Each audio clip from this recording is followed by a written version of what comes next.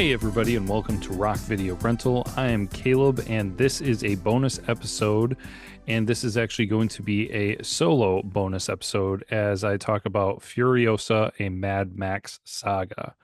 Part of the reason why this is a solo episode, well, the main reason why this is a solo episode is because I got the opportunity to watch this movie and Brandon had not. And since we just did Mad Max month, it was great to try to fit this in before we move on to our next month's topic. So this movie features Anya Taylor-Joy as Furiosa, Chris Hemsworth as Dementis, Tom Burke as Jack, Alila Brown as young Furiosa, George Shevstov as the History Man, Laki Hulme as Immortan Joe. I probably butchered that name. I apologize. John Howard as the People Eater, Agnes Sampson as the Organic Mechanic, and Charlie Fraser as Mary J. Bassa. We also have reprising his role, Nathan Jones as Rictus Erectus. So a lot of similar names. Well, I shouldn't say a lot, but some of the similar names from Mad Max Fury Road. Immortan Joe is played by a different character because of the passing of the original actor. But you have a few of those there that were the same actors as previous. So I actually didn't really take a lot of notes on this. I kind of just had a lot of reactions. I've actually had several conversations with people about this movie who also had the opportunity to watch it.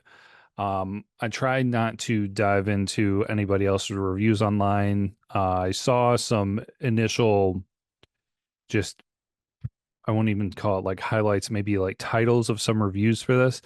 And it really seemed to be overall quite negative. The initial reactions and everything. And I think there's some justification and there might be a little bit overreaction. To start off, it was a very high bar set by Mad Max Fury Road. I in no way went into this thinking that I was going to meet the same standards. Hoping for it to be very similar, sure, absolutely. Expecting it to be another Mad Max type thriller, sure, absolutely, because it is a Mad Max saga. But there are quite a few things that are, of course, different about it. So, one thing, obviously, to mention, this is a prequel. So, we are, for the first time going, at least that we know of, we are going backwards. All the Mad Max movies up to this point seem pretty linear, pretty straightforward, one after another. Obviously, the jump between Mel Gibson's movies and Tom Hardy's movie, you don't really know exactly what order of events happened, but you could feel like they were in chronological order. This one, we go quite a bit into the past to see Furiosa's story of how she came to be in the Fury Road movie. And so it starts off with a young Furiosa for a decent portion of the beginning of the movie. I'd say not quite a third of the movie.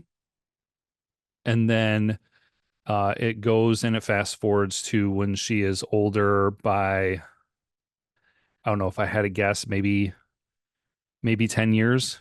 I'm not sure if those details were actually ever shared specifically or not, but a substantial amount of time passes, and then it's when she's older and she is part of the rig team and making her way up the ranks.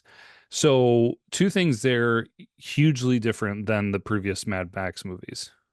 And of course, this is a Mad Max saga, so it's not your standard Mad Max movie, but it is jumping around time, which does not happen. There have been some flashbacks and some things like that, and maybe some times when Max was like knocked unconscious or, he collapsed in the wilderness and days went by or something like that. But years have never passed in the middle of a film. They, like I said, they're very linear, very straightforward. And so it brings a different element to this movie. Personally, I wasn't really a fan of it because this movie, in my opinion, really probably needed a lot more things to be similar to the Mad Max movies than to be different for it to go over and be as successful as possible. So it didn't really work in my own opinion. I think it would have been better if she had been, it was the older Furiosa played by Anya Taylor-Joy, kind of from the get-go, and maybe they had some flashbacks because they have used flashbacks before. So that whole span of speeding time up and having it go forward really felt off. It kind of felt like it separated itself from the Mad Max saga. There were actually quite a few different things that just made this movie feel more like, I don't know, is it cliche to say like a Hollywood movie? Maybe, but it definitely felt different and stuck out from the series of movies. So we talked about that time lapse issue and change, going back in time. Um, but then also the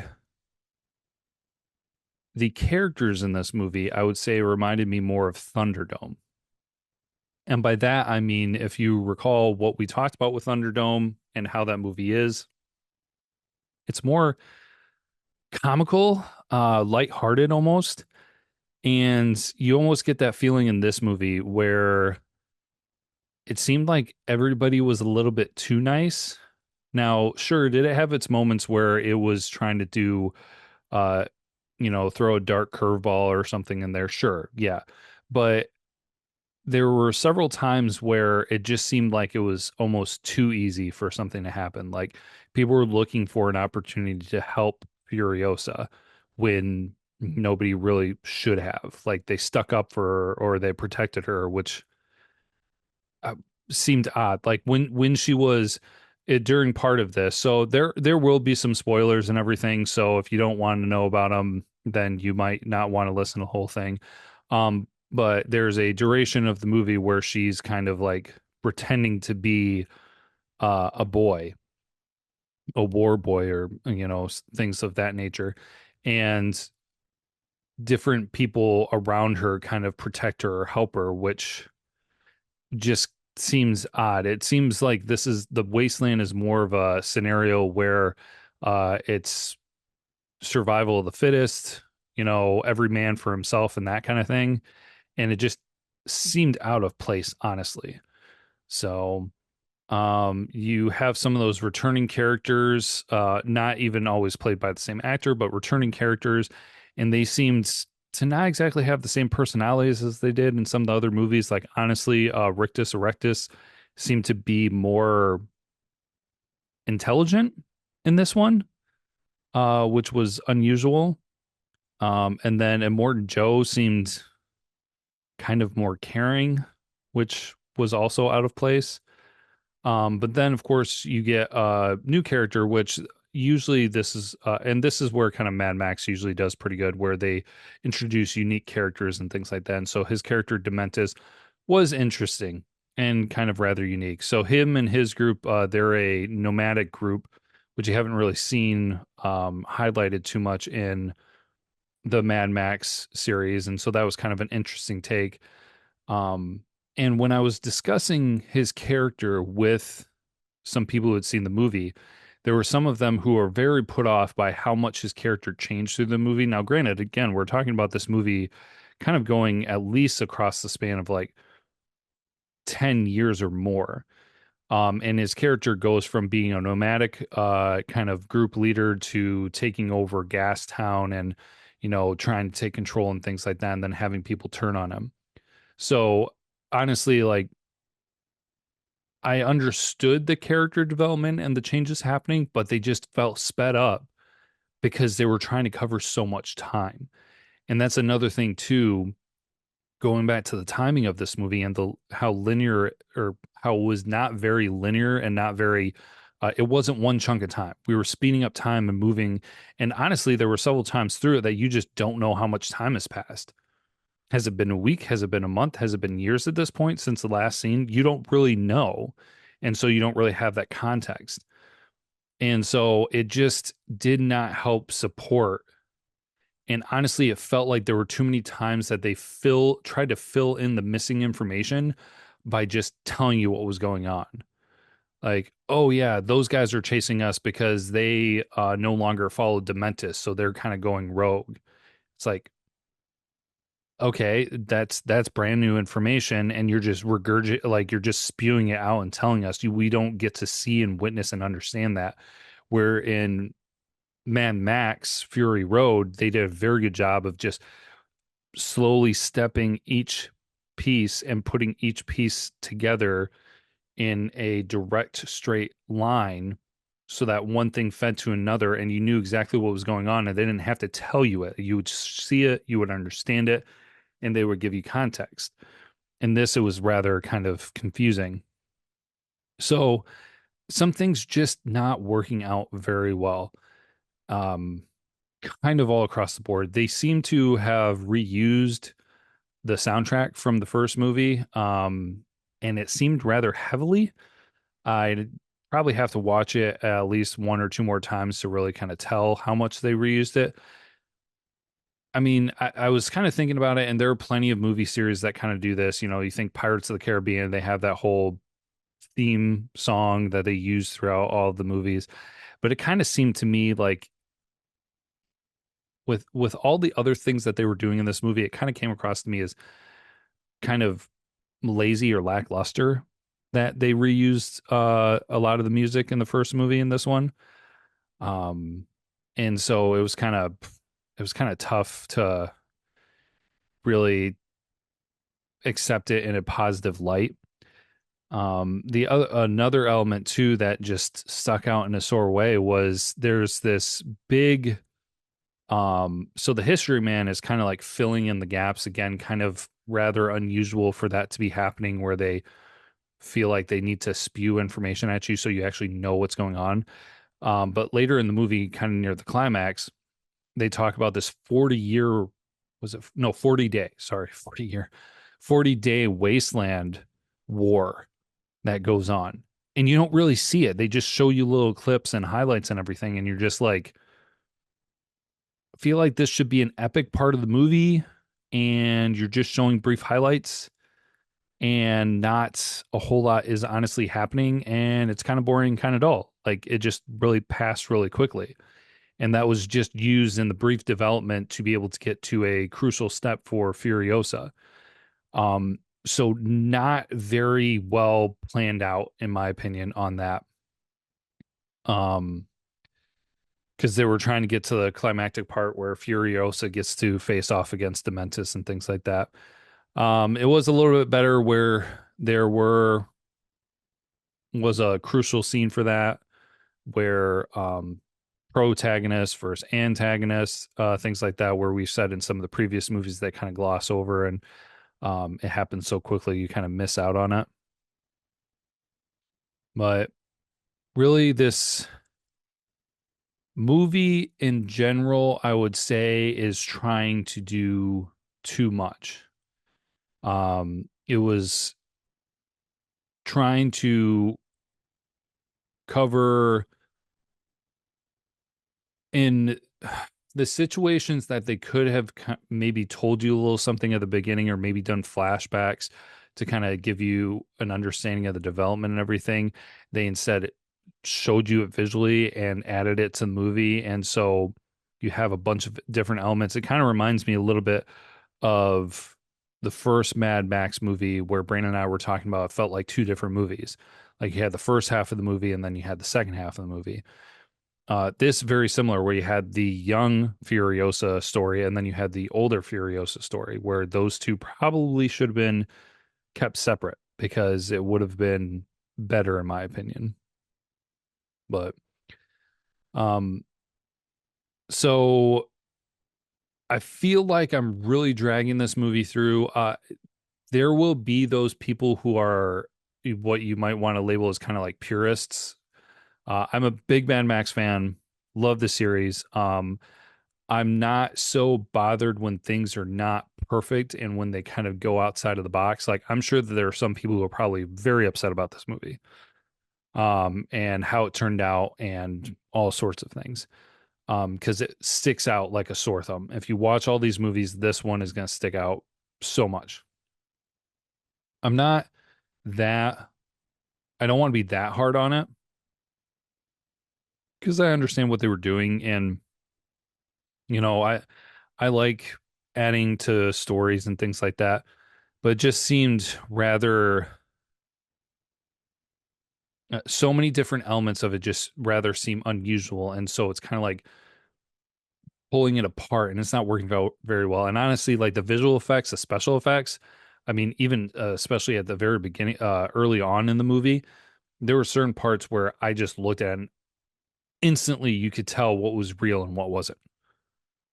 And I just think back to Fury Road where they did such a good job of meshing things together.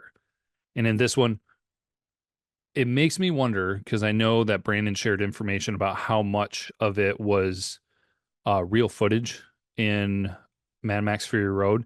And I'm wondering if it almost kind of flipped where in this one because they did a lot of real footage um, in Mad Max Fury Road. And so I'm wondering if in this one they really went more heavy on the visual special effects. Because if they did, you could definitely notice it.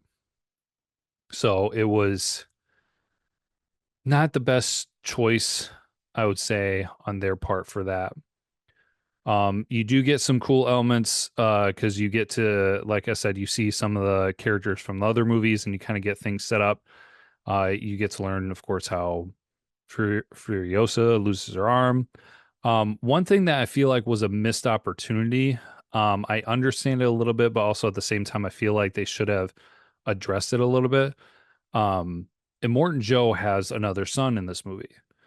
His name is Scrotus. And so you're kind of, I was thinking for the context and everything, like, oh, Scrotus must die because he's not in Mad Max Fury Road. Well, it turns out he does die, but they don't address it whatsoever in this movie. And apparently, one of my friends was telling me that they talk about it and there are elements of it in the video game, which is kind of interesting, kind of cool. But I feel like the fact that they went through the movie and they didn't take any moment or opportunity to explain any of that, to like address any of it, or even just being like, Scrotus died during the 40-day wasteland war or something or whatever, that it was just a completely missed opportunity because then you have this huge majority of the fan base. Because let's face it, how much of the fan base is going to be video game players to be able to play the video game and to know this part of the story? Not very many. So you're going to have this portion of the fan base that doesn't really know what's going on, and you're forcing them to Google it and to find out what happens. I don't really think that that's the best execution, honestly, in my own opinion. But that's that is kind of what it is. That's what they chose to do. So, um, uh, I guess the results were what they were with that decision. So, um, that kind of covers a lot of it. I The performances were all pretty good. Some of them were great. I don't think there was anybody who was necessarily bad. I feel like there was maybe just kind of too many characters to focus on and almost some context where you almost maybe had to see Mad Max Fury Road to understand some things. Um, but I don't think this really added a whole lot to the series. It stuck out. Um, it was rather clunky and it could have just been a little bit more condensed. So let's kind of go into just some final thoughts and some final breakdowns here. This movie is ranked a 7.7 on IMDb, and it is on Rotten Tomato by the critics is a 90% and an 89 for the audience score.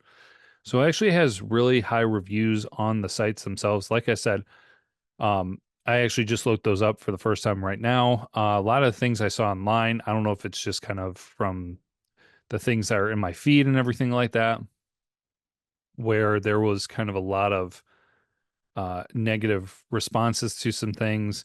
I don't completely blame them, and and nobody's at any. I'm not saying anybody's at any fault whatsoever if they like the movie. As a movie itself, it is it is a good movie. As a movie in the Mad Max world and what you have grown accustomed to from the previous movies, it sticks out a lot for all the reasons that I mentioned. It is not linear, it jumps around time, you kind of lose track of things. There's a lot of characters that you need to keep up with. Um, and the special effects were not that great. The sound is reused, the music is reused. You kind of feel like it's just regurgitating some of Mad Max Fury Road. They do try to throw in some new elements. Sure, definitely like commend them on that. But really it felt like they were trying to tell you too much. It felt like they were trying to cover too much time, and it felt kind of clunky. So, uh, movie as it's like if this was a movie as its own, I'm not sure if I would give it a better rating or a worse rating just because I feel like having seen Fury Road, you have some context that kind of helps you understand this movie a little bit more.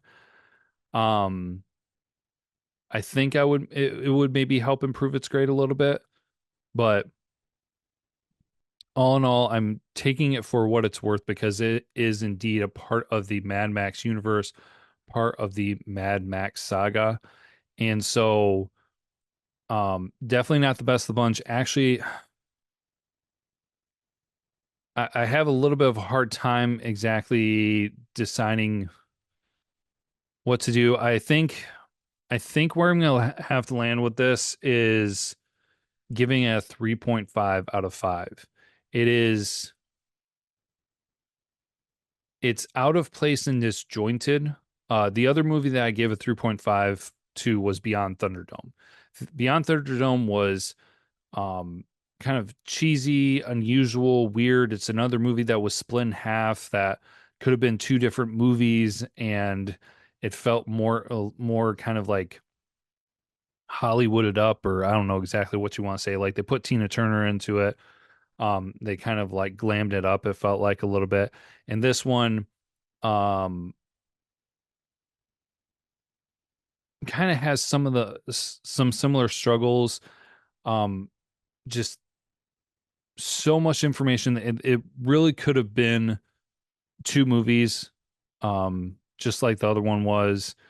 Um, and it felt so out of place from covering so much time because I think that might be the biggest thing for me is that the Mad Max movies are so linear and so straightforward, and this one was just like, okay, we're gonna try to tell you this, and if we can't show it to you, we're gonna tell it to you like verbally, or we're gonna have the history man tell you about it, and like you're gonna keep up. And they also split it up into like chapters too, which was a little bit unusual. Like you can do that, but it didn't help with anything here. So 3.5 out of 5.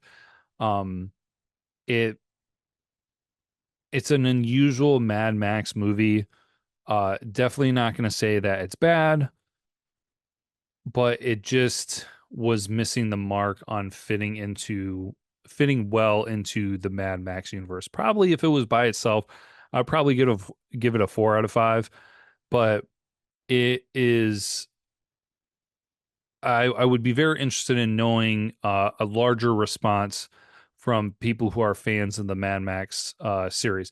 Now, if this was just a movie based off of Mad Max Fury Road and Furiosa, like if none of the other Mad Max movies existed, this would probably get a better grade because you don't have that history of things, the way how Mad Max movies go and that setup for all of this.